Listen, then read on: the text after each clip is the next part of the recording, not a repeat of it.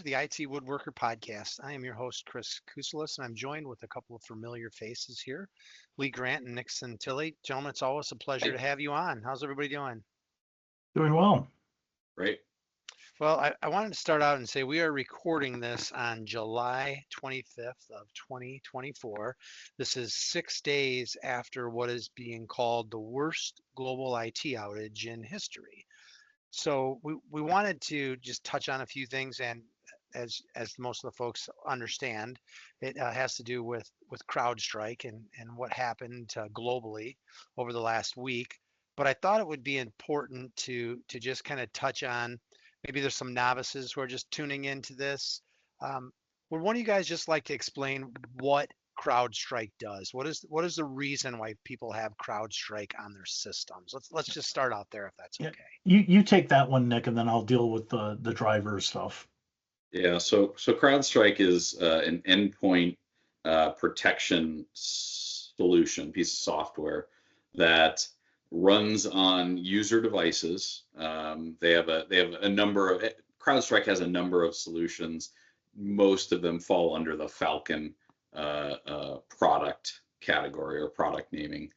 And so this Falcon EDR is kind of a next generation antivirus. So the traditional AV that we've had on our machines for years, this runs on the machine, protects against known virus definitions and whatnot, and also acts to report back any weird activity that could be happening on those devices, so that action can be taken quickly to prevent, spread of malicious software or anything like that. So I could go a lot more, but I'll leave it at that. It runs on our computers to try to protect us from the bad people. And I think that's perfect. And just as another benchmark as well, CrowdStrike has about 15% of the market share for its product segmentation, but in that 15%, it boasts having 298 of the Fortune 500 companies.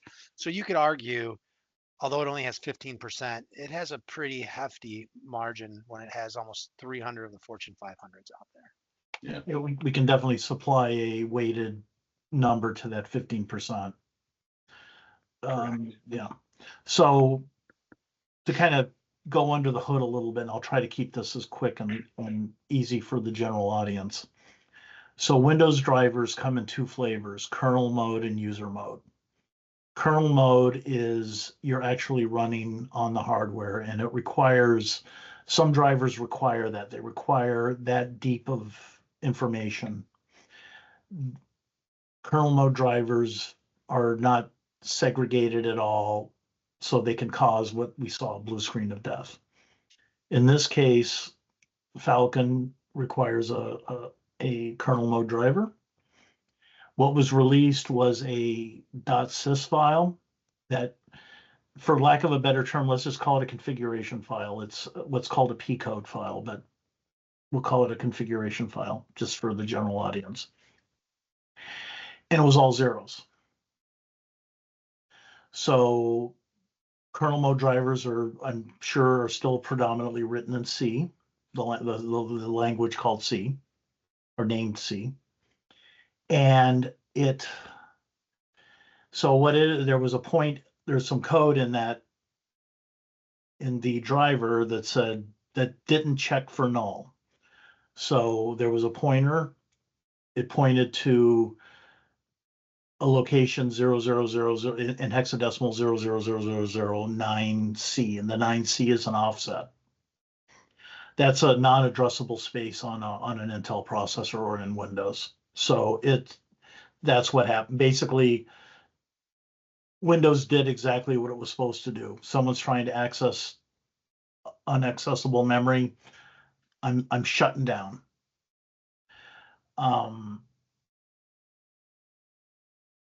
Now I see a lot of comments about, well, this is a Microsoft problem. If the same thing could have happened on Linux and maybe on Mac, I'm not as familiar with Apple Silicon, but Linux machines are running Intel processors. So they have the same basic architecture under the hood.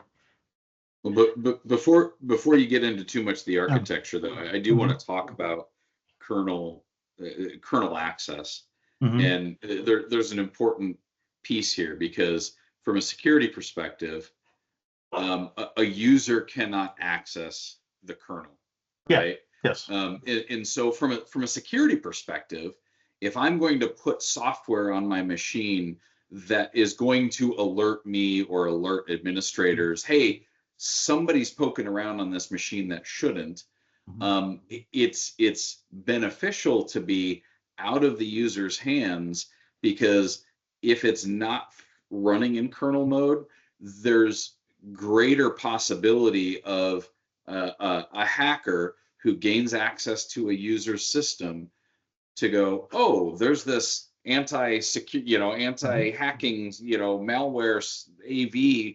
Let me just turn that off so that it doesn't talk about what I'm trying to do here. So there is benefit to it running in the kernel, and I think that's worth noting, right?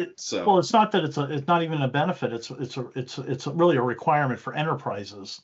Now, your home, if you're worried, oh, my McAfee or whatever you're running at home, it's running in user mode, but if you have a good enough one, it will resist the shut off remotely, for lack of a better term.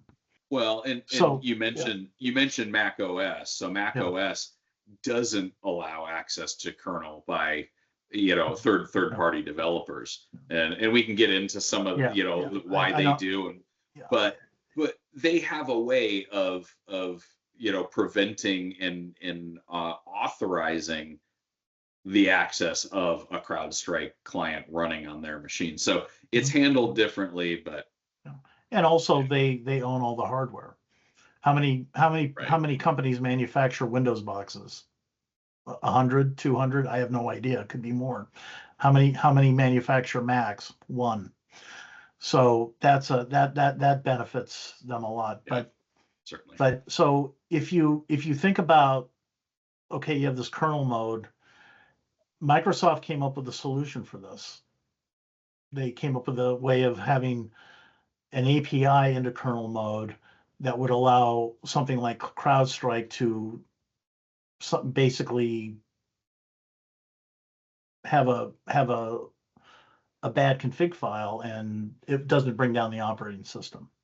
So Lee, when you say when you say they came up with something, they came up with something years ago, or they came up with something? Okay. Yeah. I mean, I don't know how many years ago, but prior to this, prior to this, yes. Gotcha. Because they're aware that if somebody releases a bad driver, it will cause a blue screen. Unfortunately, the EU would not allow them to implement it because they considered it, I guess, non-compete or some such thing. So in a lot of ways, we can blame this on CrowdStrike, a little on Microsoft, and a lot on the EU.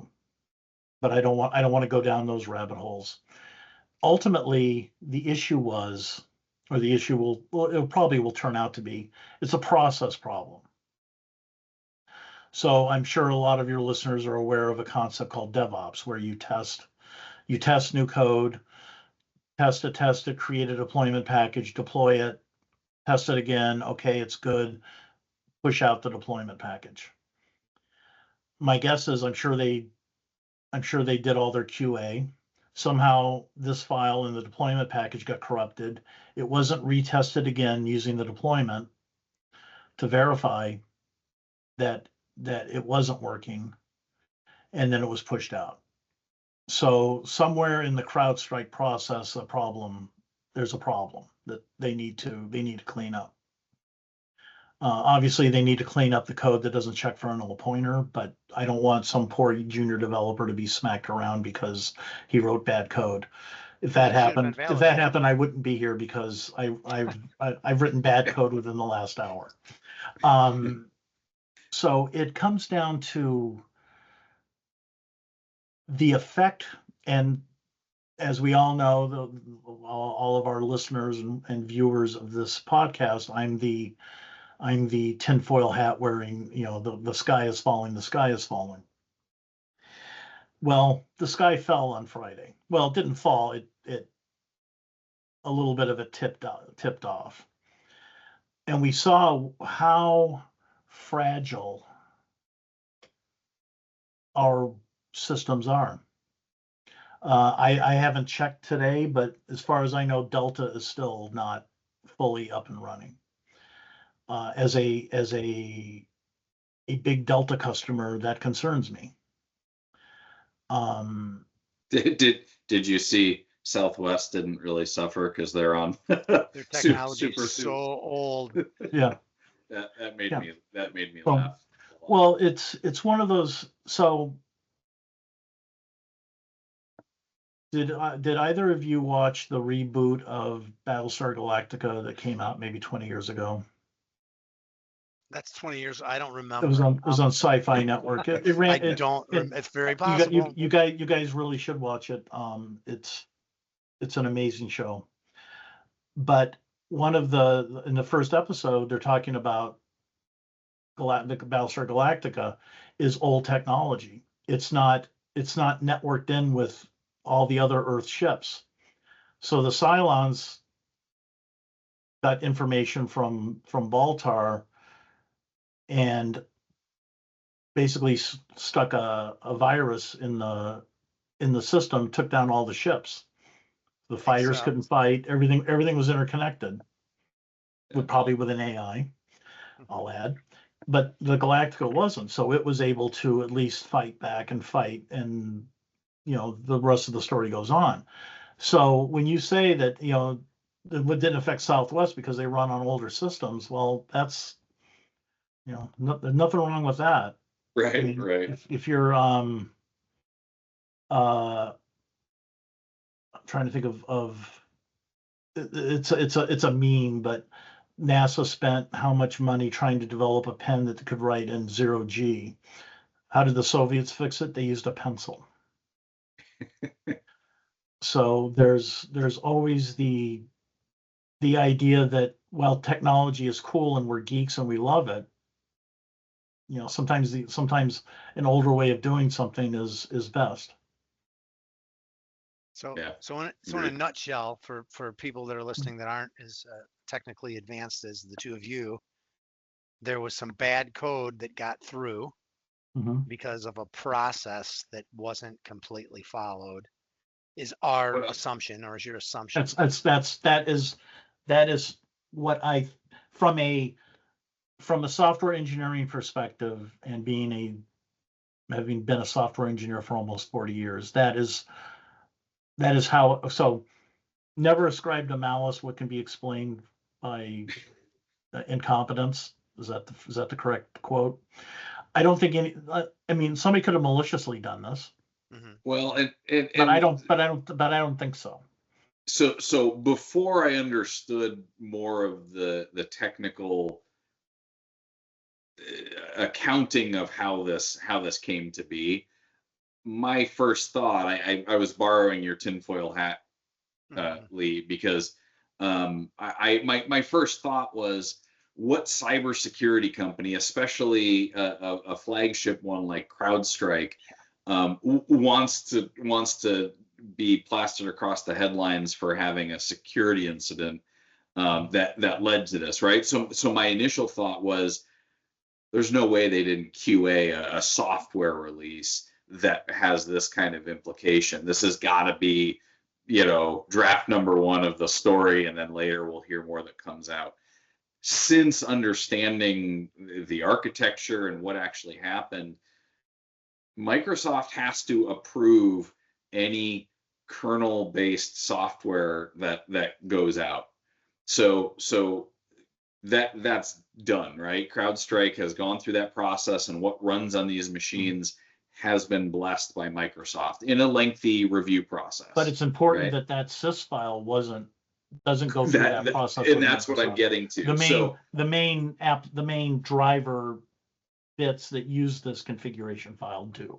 Yes. And here's so that the blessed software is getting regular updates, sort of like its own downloadable content, and the sys file is one of them, all the time. And the reason for this is in security, right? If a 0-day is discovered today, you don't want to have to wait for CrowdStrike to update the code, run it through Microsoft's review board and get approval, and have it come out, 2 weeks later. Well, that's 2 weeks of exposure. So on the one hand, for the benefit of the people and the people's security, CrowdStrike has this method of files that get sent into their endpoint protection software on a regular basis. Interestingly, I did talk to somebody about this week, a CISO who was like, I didn't even know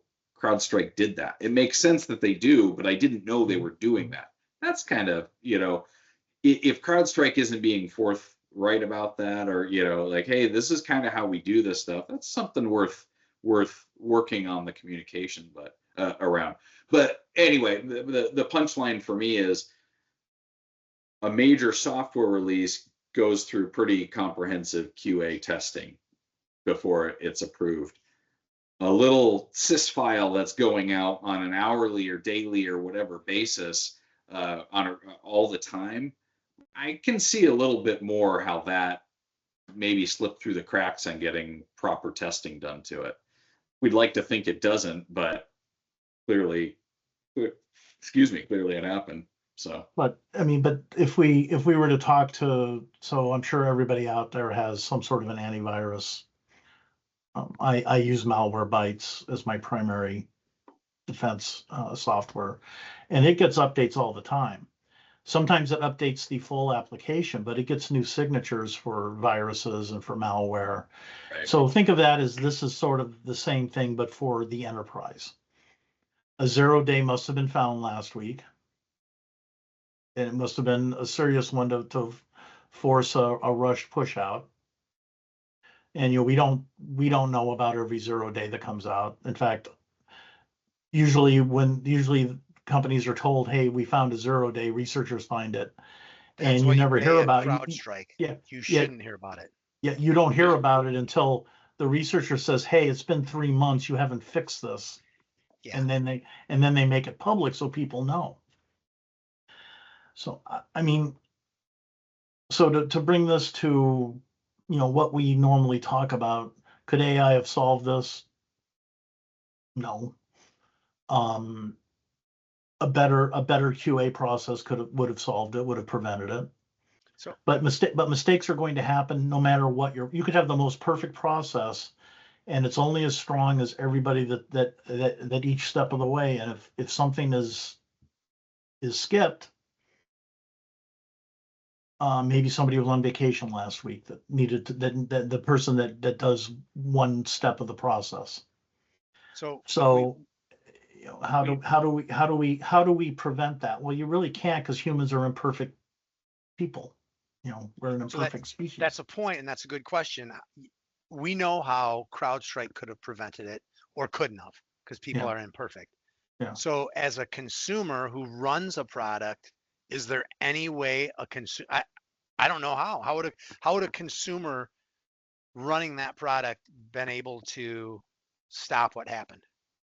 But you can't. There would be no. Well, run Windows 3.1. Let me step back. Ask Southwest Airlines. Enterprises could have stopped it. So before they push out the update. So the update got pushed out Thursday night. How do I know? Because my machine was turned off when I came downstairs to my office in the Friday morning. If I had turned off my machine overnight, I would have been fine.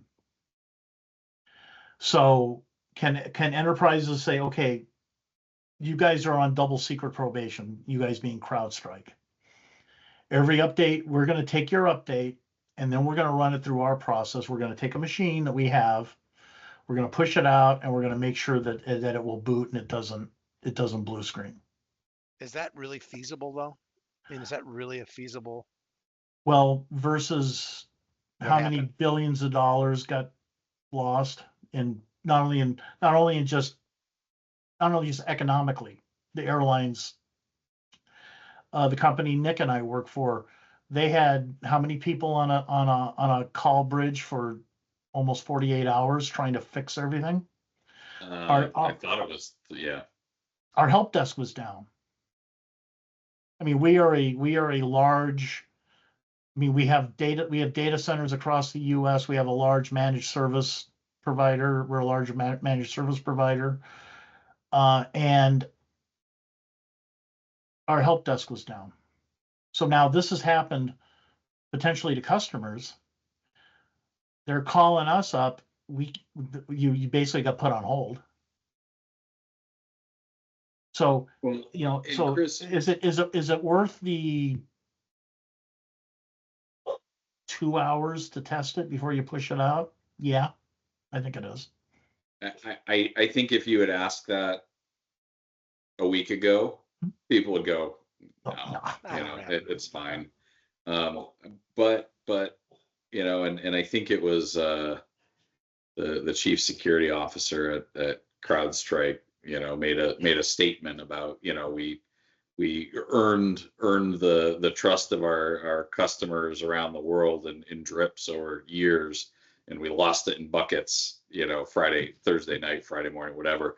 And so he knows, right? So what do we do? To your question, Chris, I think this week businesses would say, yeah, we don't want to cancel thousands of flights or worry about, operations that are, patients on the table, or, banks that can't process payments or whatever, right? They're going to go, yeah, it is worth a couple hour review of that each time one of those signature files or channel updates or whatever they're referenced as.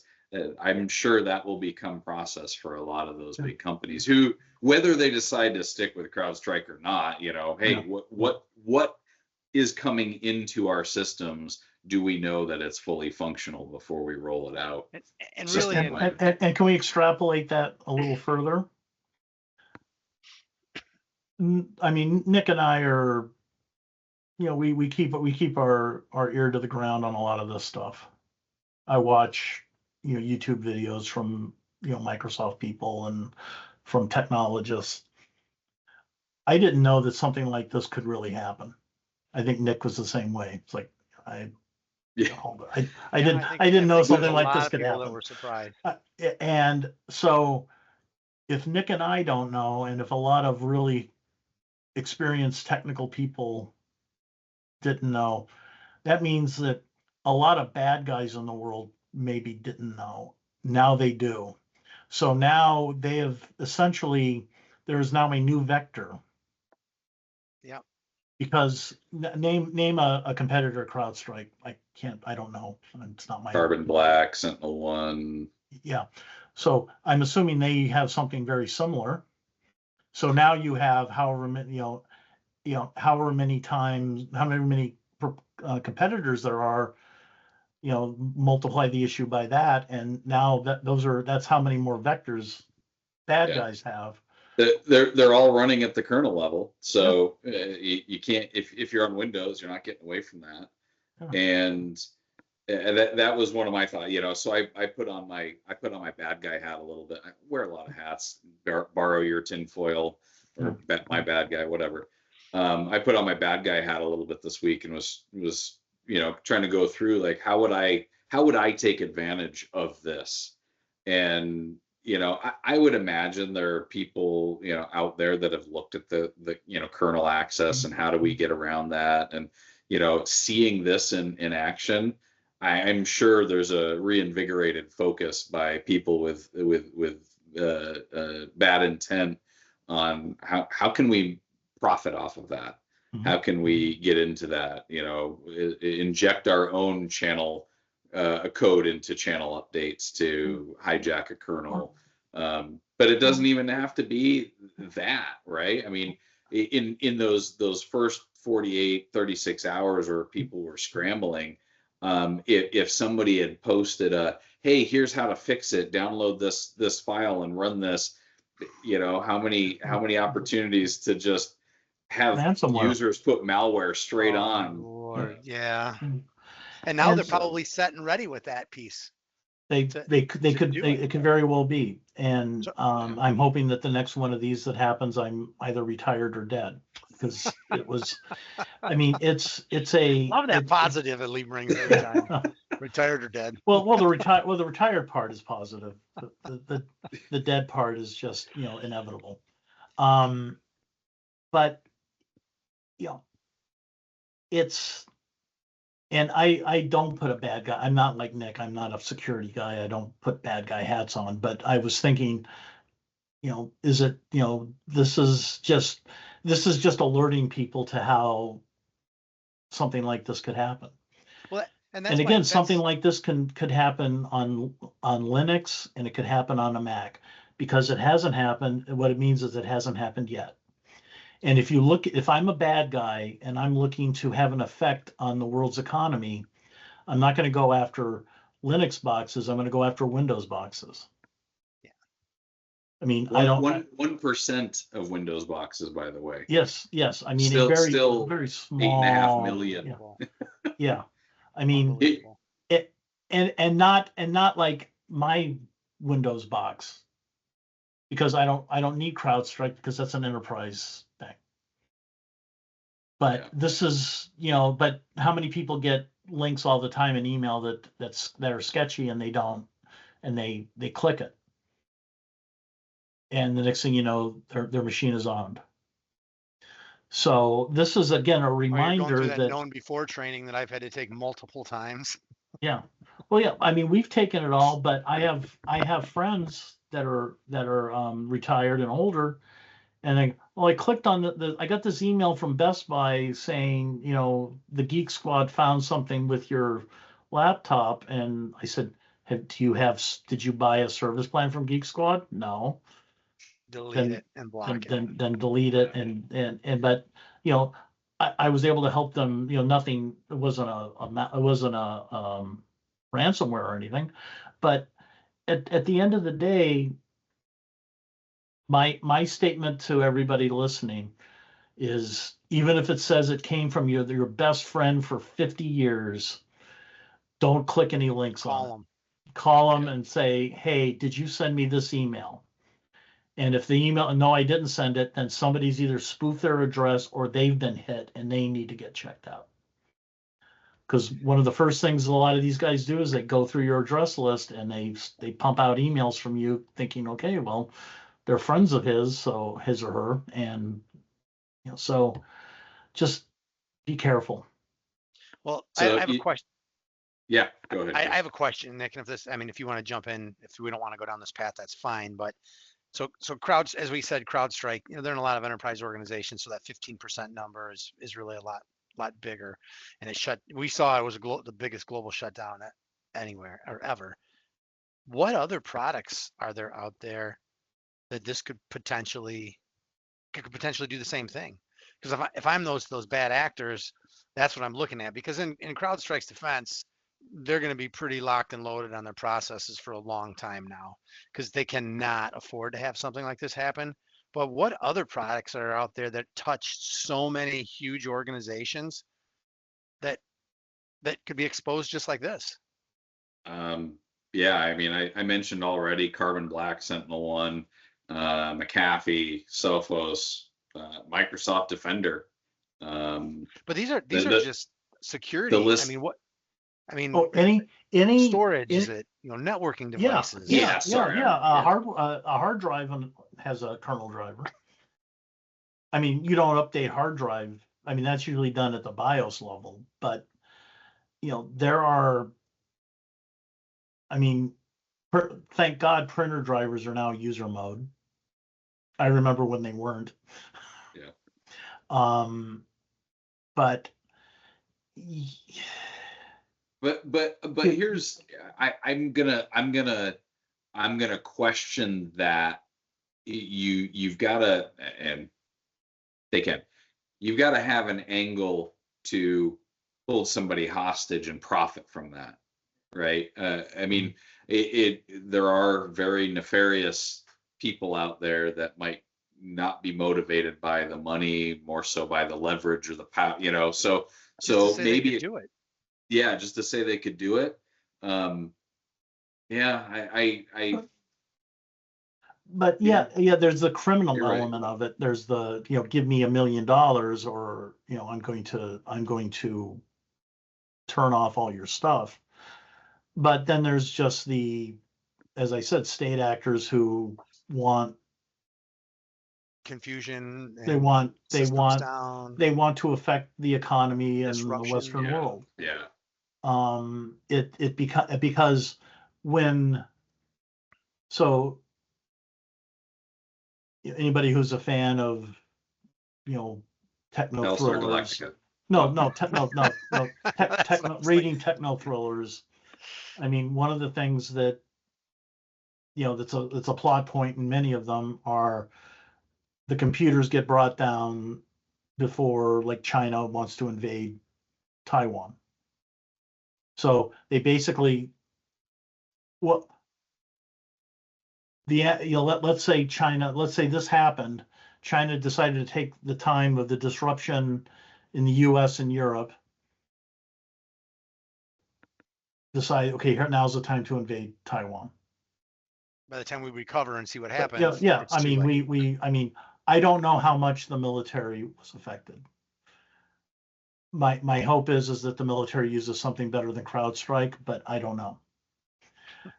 But we're talking about, this is serious, and this is a wake-up call, and obviously it's going to affect the bottom line of a lot of organizations. 15% of the or how many percent of the Fortune 500 is it? It's It's like, 2/3 of the Fortune. It over, was yeah. So 300 it's out like, of 500. it's like Yeah. 60% of the Fortune 500. It's, that's, imagine if it was 100%. Imagine if everybody was down Friday morning. Well, it was widespread enough. I mean, how often do these things happen that are aware of them, Yeah. right? And in our Yeah. circles and the people we talk to and work with, and I had friends who are not in technology calling me up Friday morning, going, "Hey, what's going on? I'm trying to buy my Big Gulp at the gas station, and everything is down." Starbucks. We have a My, Starbucks that's been closed today. It was still closed. yeah. I mean, my daughter and I bonded over this because she's like, "Hey, what's going on with this?" My shift got canceled at my retail job. Apparently, all the computers are down. One of the engineers I work with was laughing. He's like, "Yeah." He goes, "I didn't realize how widespread it was until my mom called and said, 'What's going on with all the computers being off?'" And he's like, "How did you know?" So yeah, it's So it was a wake-up call, and hopefully the lessons will be learned. Did you, speaking of lessons learned, not that this obviously happened at a much a lower level at CrowdStrike, right? Somebody who didn't think they had a lot of responsibility, or maybe not a lot of oversight was given, but the CrowdStrike CEO was also at McAfee when a very similar type of thing happened several years ago. So can you imagine weathering this twice? Yeah. As somebody in a position of responsibility? He got struck by lightning twice. Yeah. Yeah. Well, he wasn't the CEO there, though. Was he Not the the CEO, but he was But I mean, there. who cares? He was still a CTO. I mean, yeah. But okay, so once is a statistic, twice is a pattern. Was that the way? I mean, I saw his interview on the Today Show Friday morning, and he handled it very poorly. Give him credit, man. Getting in front of all those people. Give him credit. So handled it very. I mean, the first thing he just says, "Yeah, we screwed up, and we're doing everything we can to get it fixed, and we're very sorry." But nobody's going to be safer than them. I mean, they're going to spend so much money to make sure this never happens again. they're your safe bet. Well, we hope. Yeah. I mean, Yeah, I'm, three times the same guy. well, but different companies. And my Yeah. guess Oh, is, true. my guess is if he goes to another company, it may follow him. Maybe, I don't know. True. But in general, this was I'm looking at it as the wake up call that we need to understand that our dependencies on technology is a fragile, it's a fragile thing. And we're seeing, I'm sorry, security guy checking in again. There's, from a supply chain or service provider reliance, just a couple of weeks ago, we saw CDK, which is a provider of many auto dealerships, like point of sale and like the software that runs dealerships. And the CDK got hacked and all of their software, went down. And all these dealerships had to go back to knuckle busters and figuring out how to do this, on paper and pencil. And that was a service provider outage that affected these other businesses. So their downtime became a result of something outside. They didn't get hacked. These dealerships didn't get hacked. The provider of that software did. Here we see, an incident, negligence on CrowdStrike's part led to, their service causing an outage globally. So, as a security person, I start to go, okay, what does your reliance look like on supply chain? How are you managing that? How are you, vetting it? To your comments earlier, Lee, what are you doing to test, their systems and what they're sending into your environment? So in a month, we've seen it happen pretty significantly in two different ways. So, and I hadn't even heard of the car dealership issue. Yeah, I heard about I that. didn't hear anything about. So, I mean, and as we rely more on software as a service platforms, I mean, most people, when they have Office 365, they actually download the product. They don't use the web-based. But for a product like Microsoft Fabric, it's an all-in-one SaaS-based analytics suite. What happens if something gets in there, brings it down, and you run your machine learning and other things on that, your analytics for your business, your daily reporting in Power BI is all run on that, and that goes down. I mean, we haven't even talked about it, but so this meeting, this recorded an episode Thursday before the Friday event and decided that we should get together for this to talk about it. But right after we recorded the session last week, a customer reached out to me and said, "Hey, I can't see any of my SQL Azure instances." So this is like 7:00. I come in here and I get on the phone. I get on the phone with them, and I couldn't bring up the Azure portal. I couldn't get into Partner Center. So eventually I got into the portal and I couldn't communicate with any of my Azure SQL instances. So it turned out that there was a problem, and Microsoft just said there's an issue with connectivity to central US region.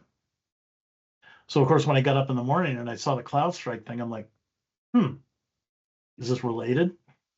Can't be a coincidence. Turns out it was a coincidence. But that's just to kind of put a little cherry on top of this, in the fact that this is one thing that happened, but this happened amongst your auto dealer thing a month ago. The occasional transient issue in a cloud platform, whether it's Azure, AWS, or Google. This stuff happens all the time. We don't hear about it, mostly because companies don't want to advertise that, hey, something bad happened. But everybody should be careful. You should have a good anti-malware, antivirus software on your machines, even Macs. You should not click links from randos on the internet. Be careful. It's, because what's the worst that can happen? Well, your machine can get completely gorked, but what's worse is you could lose all your data. You could lose photos, if you don't have them in the cloud somewhere. These are things that are important to us personally. This isn't business stuff. This is just our personal lives. So just be careful out there. I hear a backup pitch there. Oh yeah, I mean, if everybody should be using Carbonite or let's see, it starts with a B. It's the one I use. I can't think I of use the these name. thumb drives. Yeah, well, I have a NAS for local backup, but I use a cloud-based service, and everything goes to OneDrive or to iCloud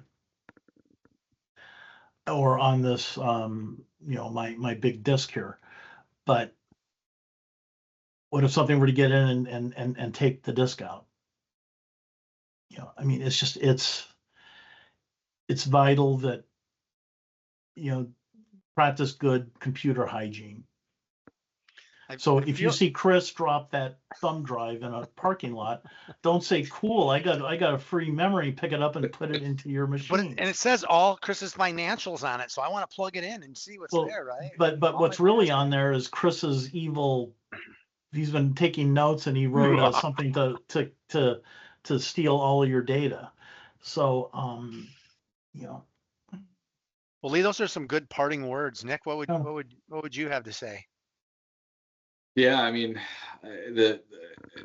I know we try to leave it on a high note, but I think my comments might be the alternative. And we talked about CrowdStrike as an enterprise solution. My mom's not going to be installing CrowdStrike, but as Lee said, have antivirus, have that. Well, Sophos is one that is consumer available and has kernel access. Like the same thing could happen at an individual level, and you better believe Geek Squad's going to be overrun when grandma suddenly can't get to her computer and doesn't know what's going on, and there's several million grandmas suffering from a similar issue. So as we kind of talked about, there's not a lot from an individual perspective that we could do if this were to happen to a consumer grade solution, and you're in that cross section that happens to line up and have the right or the wrong system and client software and kernel access and channel update and all that. If the stars align, that's going to be a bad day. And we may see where it's not limited to businesses, individuals. We as Lee made a lot of good comments about being aware and staying away from scammers and things that people who purport to be friends and family and all of that. There's good cyber hygiene in general, but yeah, I'm a little on the edge of my seat about what's the next version of this that we're going to see that's not accidental, and how does it become weaponized. So it'll be interesting to see the changes that come. Like I said, I think being more aware, from going back to the enterprise side of things, being more aware of your service providers and the supply chain, and what they're doing to secure their data and your shared data and access to systems. I think from an enterprise perspective, that's probably a close second or third thing to be looking at in the wake of all of this, as far as lessons learned and figuring out how not to be on the receiving end of this. Well, as much as I like talking to you guys and doing these podcasts, I don't want to have another one of these tomorrow. So No. I'm hoping we have a little time in between these, because I hate to see when things like this happen. There's some good organizations out there, and unfortunately, usually it's bad people trying to do things. In this case, it was just a process that didn't get followed. And if there's a lesson to be learned here is, keep those processes intact and double check them and make sure that guy that's you think slow down on the totem pole, give him some respect, treat him well, and make sure you know what he's doing. Oh, I agree. That's it. Well, very good. It's always a pleasure to talk with you guys, and I'm sure we'll talk soon and have a great afternoon. All right, great. Yeah. Thanks. Thanks Thank you you. too, Chris. Thanks, Really. guys.